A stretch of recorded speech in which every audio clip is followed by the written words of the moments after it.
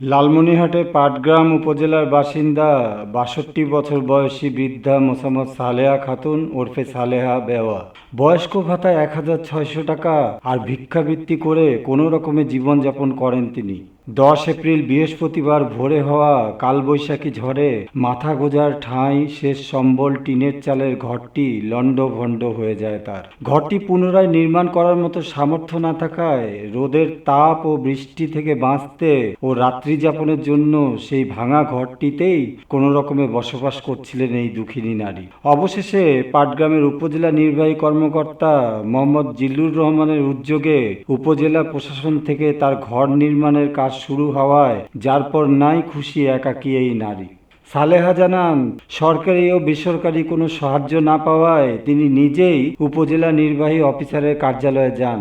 পরে বৃহস্পতিবার ১৭ এপ্রিল সেই অফিস থেকে একজন কর্মকর্তা এসে তার অবস্থা দেখে যান। এর কয়েকদিন পর ইউএনওর উদ্যোগে উপজেলা প্রশাসনের পক্ষ থেকে তার ঘর নির্মাণের কাজ শুরু হয়। এমনকি শুক্রবার ২৪ এপ্রিল ইউএনও নিজে তার ঘর নির্মাণ কাজের অগ্রগতি দেখতে ও তার সাথে দেখা করতে আসেন। সে সময় তিনি তার দুঃখ দুর্দশার কথা শোনেন। কয়েকদিনের মধ্যে ঘরটি তাকে হস্তান্তর করবেন বলে জানান ইউএনও। সালেহা বলেন, ১৬ দিনের মাথা কাল পরশু দিন ঘর তুলে দিছে। আমি ঘরে এখনও উঠিনি, এমন আমার প্রচুর ক্ষতি হয়ে গেছে।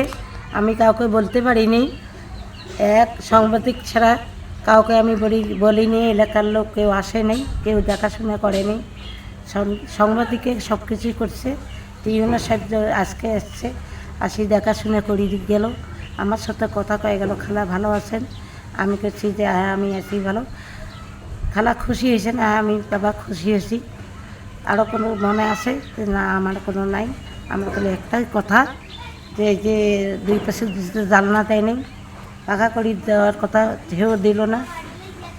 রেলের জায়গার জন্য পাকা হবে না। আর একটা গাছ আছে এখানে অভিযোগ আমি একটা দিছি তিন সেবেকে, যে গাছটা আমাদের কাটা লাগবে, গাছটা না কাটলে আমার দুইটা ঘরের ক্ষতি হয়ে যাবে। দৈনিক আজকের বাংলা .net